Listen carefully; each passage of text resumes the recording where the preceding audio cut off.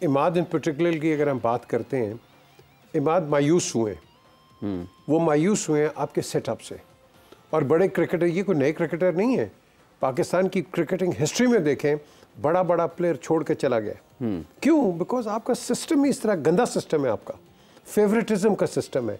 ये बातें सब करते हैं merit, absolutely nonsense, there is no merit. Mohsin Raza sahab नहीं, ये तो अब आए ना, अब तो देखेंगे ये क्या करते हैं। हाँ। ठीक है ना, यहाँ ग्रास रूट पे चेयरमैन को मिसफीडिंग करते हैं, उनको सही इंफॉर्मेशन नहीं देते। चेयरमैन अब तो नहीं जाके देखता ना, चेयरमैन तो डेलीगेशन अथॉरिटी दी हुई है। नीचे इतनी करप्शन है कि आप अंदाज़ा नहीं लगा सकते। वो ये बोगस क्रिकेट क्लब्स इन्होंने बनाए हैं, यू नो, हर किस्म के, सिर्फ किस लिए कि वोटिंग के अंदर आ जाए और यू नो बोर्ड के अंदर इनको कहीं जगह मिल जाए। ये इसको ख़त्म करो आप।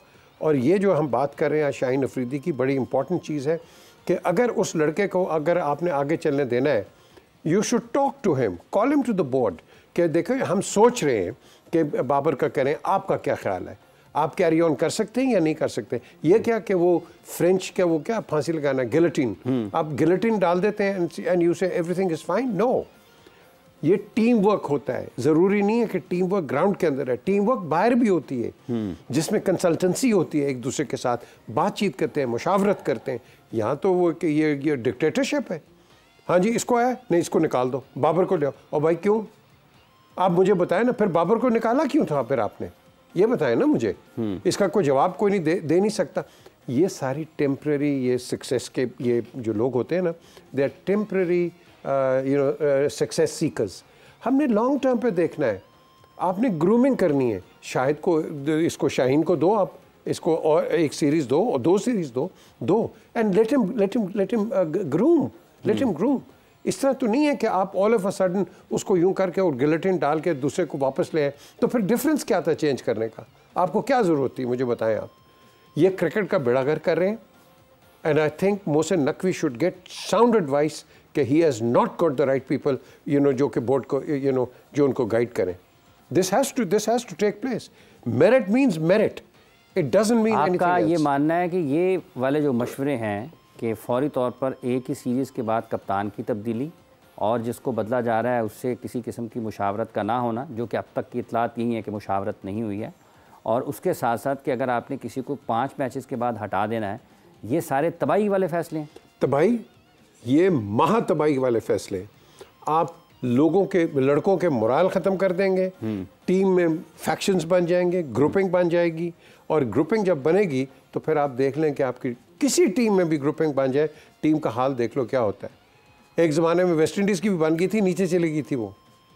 और ये ग्रुपिंग आपने इंग्लैंड की टीम का भी देखा है, ग्रुपिंग बन जाती हैं, बिल्कुल बनती हैं, इसमें कोई दो राय नहीं, और हमें ज्वाइन किया जिस पर वीडियो लिंक्स पर senior sports journalist anchor person जनाब मिर्ज़ा इकबाल बेग साहब ने। मिर्ज़ा साहब अस्सलाम वालेकुम।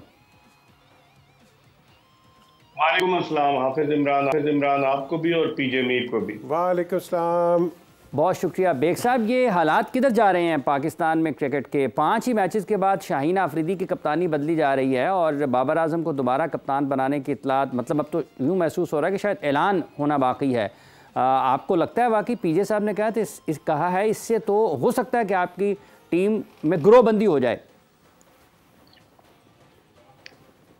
देखें, मेरे ख्याल में मोहसिन नकवी साहब जब आए थे हम समझ रहे थे कि उनको जो एडवाइस करने वाले लोग अच्छे होंगे, लेकिन जब वहाब रियाज जैसे लोग उनको एडवाइस करेंगे जो 1-1.5 साल पहले खुद पूछते थे लोगों से कि मैं पाकिस्तानी टीम में आऊँगा या नहीं आऊँगा, और फिर कप्तान की तब्दीली रात गए तक इजलास जारी रहा जिसमें मशवरा होता रहा, कौन सा ऐसा ये बड़ा मुश्किल मामला है जिसको सुलझाने की इतनी कोशिश की जा रही है कि 2.5 घंटे का इजलास हो रहा है। और आप देखेंगे इस सिलेक्शन कमेटी में अब्दुल रज़ाक है जो कि बाबर आजम के खिलाफ बोलते रहे, मोहम्मद यूसुफ अभी चुप है, वो भी पीसीबी की पॉलिसियों पर तनकीद करते रहे, लेकिन जब वो बैटिंग कोच बन गए तो वो खामोश हो गए।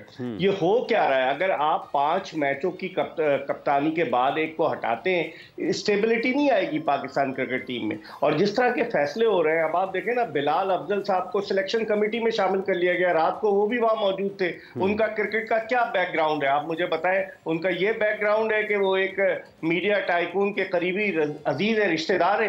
तो भाई हो क्या रहा है पाकिस्तान क्रिकेट में? हम तो समझ रहे थे कि मोहसिन नकवी साहब जो है वो बेहतरी की तरफ जाएंगे, निगरान वजीर आला पंजाब रह चुके हैं, एक अच्छे एडमिनिस्ट्रेटर हैं, कई टेलीविजन चैनल चला रहे हैं, लेकिन अब जो सूरत हाल बन रही है कि मशावरत हो रही, कब से मशावरत हो रही है, सबको सूली पे लटकाया हुआ है, आखिर कब ऐलान होगा? कौन सा ऐसा मुश्किल काम है कि कप्तान के ऐलान में ताखीर हो रही है? जो आपने फैसला करना है कर ले आप फैसला। आपके जो मुशीर जो मशवरे दे रहे हैं वो किस तरह के मशवरे दे रहे हैं मेरी तो समझ में नहीं आ रहा। और पाकिस्तान क्रिकेट जो है इससे गैर यकीनी सूरत हाल की वजह से टीम की कारकर्दगी पर भी असर होगा इमरान। और जिस तरीके से आप देखें कि गैर मुल्की कोचेस के हवाले से सुनने में आ रहा है कि उनके एक मुशीर मशवरा दे रहे हैं कि टेस्ट का अलग कोच होना चाहिए और वाइट बॉल क्रिकेट का अलग कोच होना चाहिए। कौन ये वो लोग हैं कि जो मतलब जब इनके हाथ में इख्तिदार आ गया है, ये वो लोग हैं कि जिनके हाथ में ताकत आ गई तो वो गलत मशवरे दे रहे हैं। मैं समझता हूँ इन्होंने पाकिस्तान क्रिकेट को सर्व किया है, इन्हें पाकिस्तान क्रिकेट को तबाही के दहाने पर ले जाने के बजाय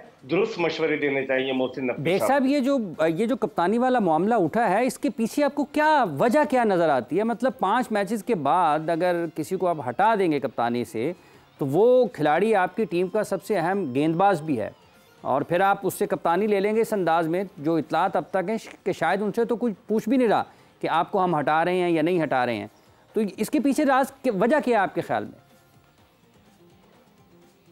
इसकी बुनियादी वजह यह है कि ज़का अशरफ साहब ने शाहीन शाह अफरीदी को कप्तान बनाया था। अब ज़का अशरफ साहब का सही था गलत था जो भी फैसला था, अब उसके बाद जब भी कोई नया आता है इमरान, आप भी इतने अरसे से क्रिकेट कवर कर रहे हैं कि जब भी कोई नया आता है वो कोई ना कोई नई चीज करने की कोशिश करता है। अभी चलने दें, 1 जून से T20 वर्ल्ड कप हो रहा है, पाकिस्तान की 2 इंपॉर्टेंट सीरीज है, न्यूजीलैंड चले कमजोर टीम आएगी कोई बात नहीं, इंग्लैंड है, फिर आयरलैंड भी निस्बतन कमजोर है। तो मेरे ख्याल में इसके पीछे वो लोग जो मशवरे दे रहे हैं वो हैं पसे पर्दा, क्योंकि नकवी साहब को क्रिकेट से इतनी ज्यादा आगाही तो नहीं है। अब आप देखें वो ज्यादातर ब्यूरोक्रेट्स लेकर आ गए पाकिस्तान क्रिकेट बोर्ड में, जो मेरे ख्याल में डिप्टी कमिश्नर झंग रहे हैं, खुर्रम खान नियाजी वो डायरेक्टर डोमेस्टिक बन गए, वो तो सुहेल अशरफ साहब को भी लाना चाह रहे थे, ग्रेड 20 के अफसर, उन्होंने मना कर दिया। उसके अलावा 2 पुलिस अफसरान को भी ले आए हैं, रफीउल्लाह साहब जो PID डिपार्टमेंट के थे उनको भी ले आए हैं, बिलाल अफजल को भी ले आए हैं। तो इस तरह के फैसले लोग देख रहे हैं, उनकी एक अपनी रेपुटेशन बन गई थी नकवी साहब की, लेकिन इस तरह के फैसलों से वो रेपुटेशन खराब हो जाएगी।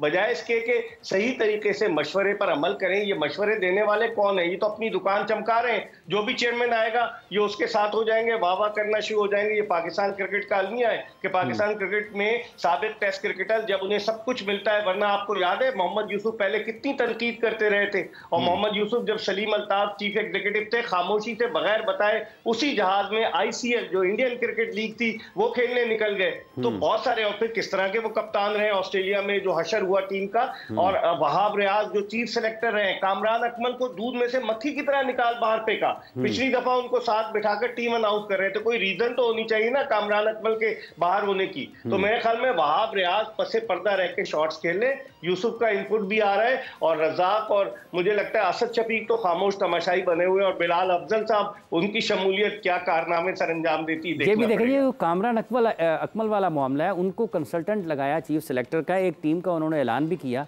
और जब नई सिलेक्शन कमेटी का ऐलान हुआ तो कामरान अकमल नहीं है, और शायद हो सकता है उनके भी इल्म में ना हो कि मैं हूँ या नहीं हूँ, इल्म में है या नहीं है, उनको भी नहीं, वो भी नहीं जानते होंगे। यही तो चीज़ है, यहाँ कंसल्टेंट है और उसके बाद रिडेंडेंट है यहाँ ये कर देते हैं, यहाँ किसी को लॉन्ग टर्म पे चलने नहीं देते। यही वजह है कि हम तरक्की नहीं करते। देखो डेलीगेशन ऑफ अथॉरिटी आपने किसी को दी है ना, तो आप उसको ट्राई करने दो। आप इमीडिएटली, जैसे मैंने पहले कहा है, बार बार कहता हूँ, हमारे पास कोई फ्रेंचाइज नहीं है कि हर मैच हम जीतेंगे। आपने जो करना है प्लान लंबा, वो आपने अपने आप को रीबिल्ड करना है। आप बातें बड़ी करते हैं कि क्लब क्रिकेट पे ये हो गया, डोमेस्टिक में ये हो गया, कख भी नहीं हुआ। क्या करते हैं आप? कभी डोमेस्टिक क्रिकेट के नाम चेंज कर देते हैं, कभी कुछ कर देते हैं, and you keep on experimenting. तो ये एक्सपेरिमेंट्स आप कब तक करोगे यार? कब तक अपना इंफ्रास्ट्रक्चर?